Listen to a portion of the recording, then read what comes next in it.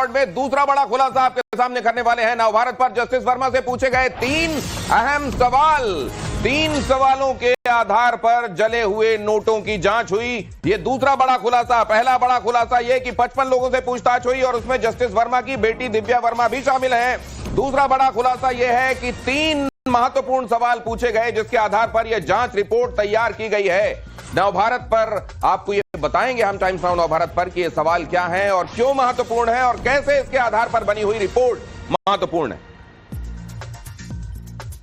तो जो इस पूरी जो जांच कमेटी थी दिनेश, उनके सामने 3 महत्वपूर्ण सवाल थे और यही तीनों महत्वपूर्ण सवाल, इन्हीं के इर्द गिर्द सारी जांच जो है वो घूमती रही और इन्हीं 3 सवालों का जवाब तलाशने की कोशिश हुई है। पहला जो सवाल था कि ये जो इतना बड़ा, जिसके बारे में हमने आपको बताया कि कम से कम 10 बाई 12 के कमरे में 1.5 फीट तक नोटों की गड्डियां सजा के रखी गई थी। ये पैसा, इतना अकूत दौलत, इतना पैसा आया कहां से? ये पैसा कैसे आया, कहां से था, कैसे आया था? और दूसरा, इस पैसे का, और ये जो सबसे महत्वपूर्ण बात कि ये पैसा आखिर था किसका? भाई ये जस्टिस वर्मा के आउट हाउस में रखा गया था, उनके घर के भीतर नहीं, उनके बंगले के बाहर जो स्टाफ क्वार्टर होता है उसमें एक स्टोर रूम बनाया गया था और उस स्टोर रूम में रखा गया। तो यह सबसे महत्वपूर्ण सवाल था कि जो पैसा था वो किसका था।